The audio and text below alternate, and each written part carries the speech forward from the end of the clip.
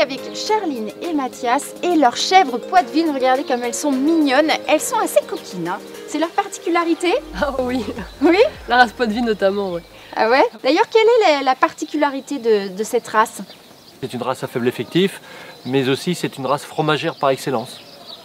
On les élève pour la production de fromage. Parce qu'elle a un lait riche. Elle a un lait beaucoup plus riche en matière grasse. Ouais. Elle a une caséine, l'alpha S1 qui est plus présente dans son lait. Tu dis que c'est une race à faible effectif, c'est-à-dire il y en a presque plus. Là, en 2021, on avait recensé 4800 chèvres adultes. Ça a doublé par rapport à il y a quelques années. Dans les années 20, c'était la chèvre la plus répandue et la fièvre afteuse les a décimées. Donc là, petit à petit, il y en a de plus en plus. Et là, notamment ici, on est vraiment encerclés, il y en a partout. Elles viennent au contact, hein. Ça c'est quelque chose aussi qui est très particulier chez les chèvres, c'est souvent elles viennent nous voir. Hein. Très curieux. Ouais. Et on les élève au biberon, donc c'est beaucoup plus affectif.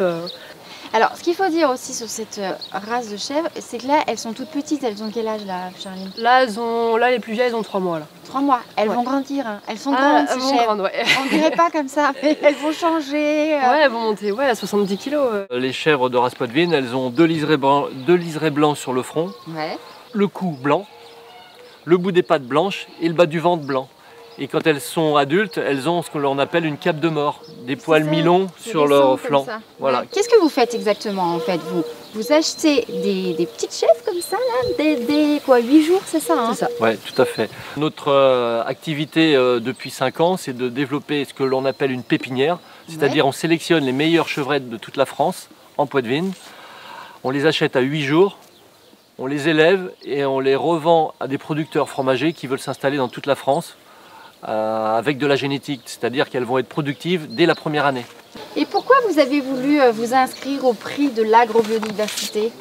Nous voulons vraiment continuer de préserver la qualité des chèvres poitevines, mais nos bâtiments ils sont assez limités, donc nous sommes obligés de limiter l'élevage par rapport au bien-être animal, car pour nous il est important que les animaux soient dans une ambiance saine et un environnement sain. Donc l'avantage d'avoir ce prix-là, pour nous, ça serait d'étendre notre bâtiment pour pouvoir accueillir des animaux supplémentaires. De quoi êtes-vous le plus fier? De la globalité du projet, c'est-à-dire d'avoir construit un bâtiment avec des matériaux naturels, de contribuer à la préservation d'une race, mais je crois que la plus belle des choses, c'est la transmission de ma passion à ma fille Charline, qui pour moi est hyper fort, quoi. Ah, on sent, hein, t'es ému là. C'est faut pas trop gratter un peu profond. Ah ouais, mais je comprends en même temps. C'est beau. Et toi, Charline?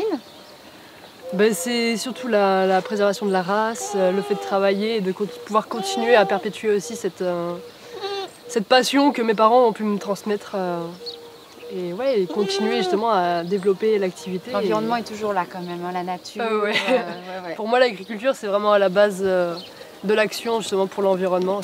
On construit les paysages, on construit la biodiversité avec les animaux, la production, on nourrit les gens.